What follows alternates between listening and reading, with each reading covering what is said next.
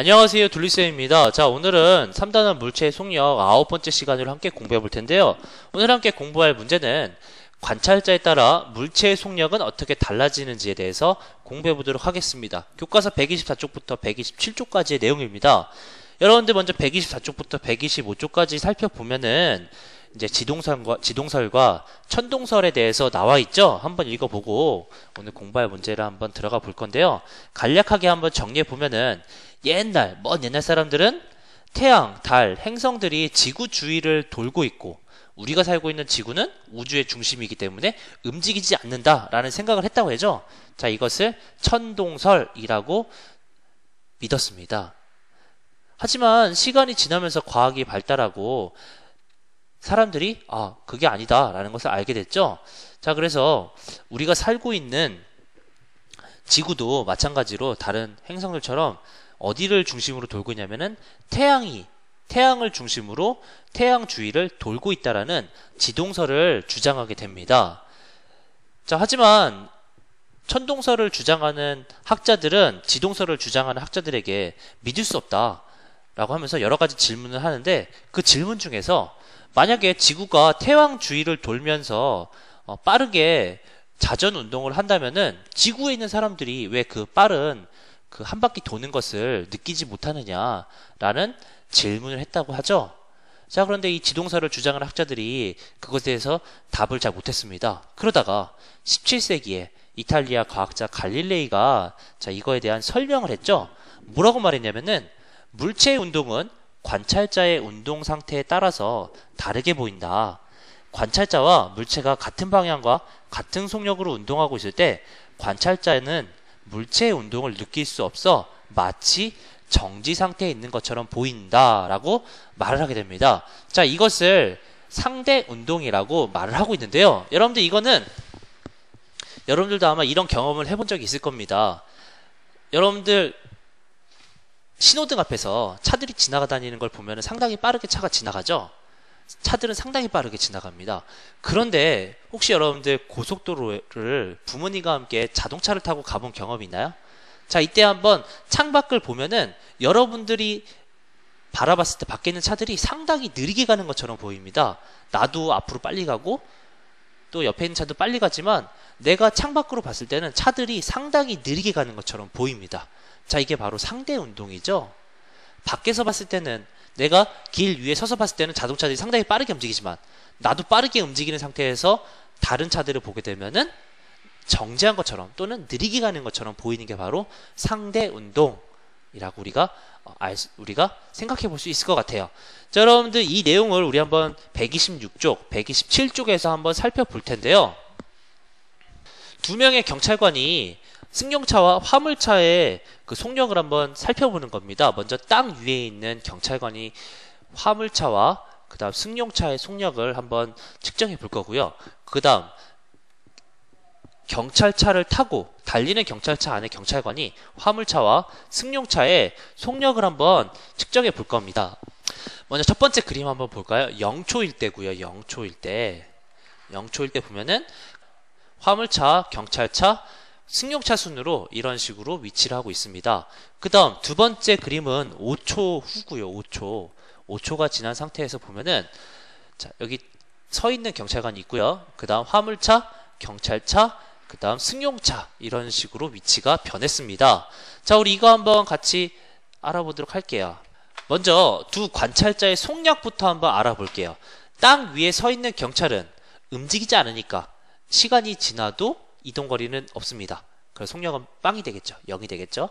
그 다음 달리는 경찰차 안에 경찰은 5초라는 시간 동안에 얼마만큼 이동했냐면 처음에 20에서 100까지 이동했죠. 그래서 이동거리는 80입니다. 자, 우리 그러면은 5분의 80 그래서 약분하면은 5일은 5, 6에 30, 16이 되네요. 그래서 80m 있었죠. 그래서 16m per 5초였죠. 세컨드, 16m per 세컨드가 나올 겁니다. 자, 이렇게 두 관찰자의 속력까지 한번 우리 구해봤고요. 자, 이번에는 땅 위에 서 있는 경찰관이 측정한 승용차, 화물차의 속력을 한번 우리 살펴보도록 할게요. 땅 위에 서 있는 경찰관이 측정한 겁니다. 자, 먼저 승용차부터 한번 살펴보도록 하겠습니다. 승용차는 5초 후니까 걸린 시간은 5초가 되겠죠? 한번 봅시다. 40에서 160까지 이동했네요. 이동 거리는 120이고요. 속력은 240m/s입니다. 화물차는 처음 위치가 한 2m쯤 되는 것 같아요. 2m. 그 다음 5초 후에는 82m쯤 되는 거 보니까 걸린 시간은 5초, 그 다음 이동 거리는 80m. 그래서 속력은 16m/s라고 말할 수가 있습니다. 그 다음 달리는 경찰차 안에 경찰관이 측정한 승용차, 화물차의 속력도 한번 우리 살펴볼 텐데요. 자, 먼저 승용차부터 살펴보도록 하겠습니다. 자, 지금 달리는 경찰차 안에서 측정을 합니다. 경찰차 안에서 바라봤을 때 지금 처음에는 10m, 20m가 차이 났죠? 자, 그런데 5초 후에는 10m, 20m, 30m, 40m, 50m, 60m.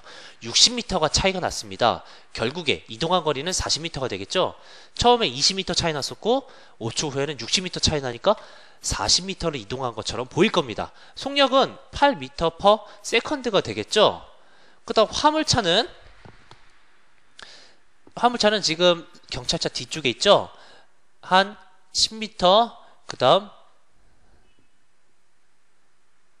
16m쯤 될 겁니다. 16m 뒤에서 출발했고요.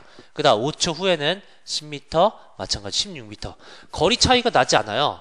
자, 그래서 달리는 경찰차 안에서 경찰관이 측정했을 때 화물차는 마치 이동하지 않은 것처럼 보일 겁니다.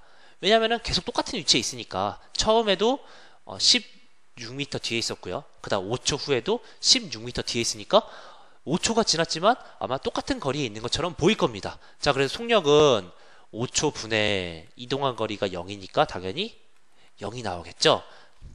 자, 이렇게 한번 살펴봤는데요. 이렇게 길 위에 서 있는 경찰관이 측정한 속력과 달리는 경찰차 안에 경찰관이 측정한 속력은 차이가 있었습니다.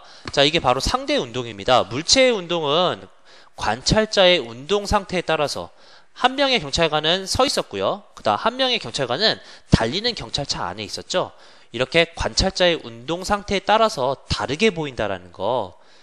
서 있는 경찰관에게는 승용차와 화물차 둘 다 상당히 빠른 속력을 갖고 있었지만 달리는 경찰차 안에서 바라본 경찰관은 승용차나 트럭이나 속력이 그리 높지 않았죠. 화물차 같은 경우는 속력이 0이었습니다. 자, 우리 그러면 이제 두 관찰자가 측정한 승용차와 화물차의 속력 차이를 한번 구해보도록 하겠습니다. 자, 먼저 땅 위에 서 있는 경찰관이 측정한 승용차는 24였습니다. 24m/s였고요. 그 다음 달리는 경찰차 안에 경찰관이 측정한 승용차의 속력은 8m/s였습니다. 빼면은 16이 나오겠죠. 화물차는 땅 위에 서 있는 경찰관은 16m/s였습니다. 그 다음 달리는 승용차 안에서 측정한 경찰관은 0이었죠. 그래서 똑같이 16m/s입니다. 자, 이렇게 우리 한번 상대 운동에 대해서 한번 알아봤는데요. 물체의 속력은 이렇게 관찰자에 따라서 상대적이라는 거 여러분들 우리 한번 알아봤습니다. 상당히 어려운 내용이지만 여러분들 부모님과 함께 차를 타고 갔을 때 또는 내가 신호등 위에 서 있었을 때 차들이 움직이는 속력에 대해서 한번 생각해 보면서 공부하면은 쉽게 이해할 수 있을 겁니다.